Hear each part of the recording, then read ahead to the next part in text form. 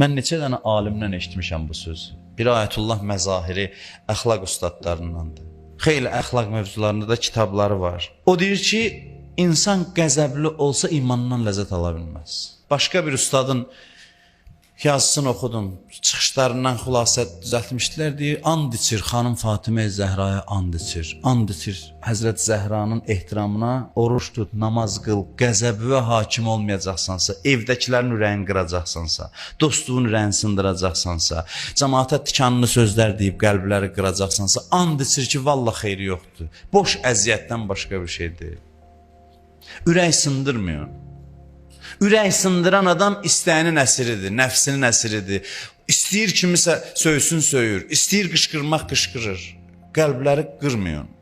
Din gəlib ki, insanları bir-birinə mehriban eləsin.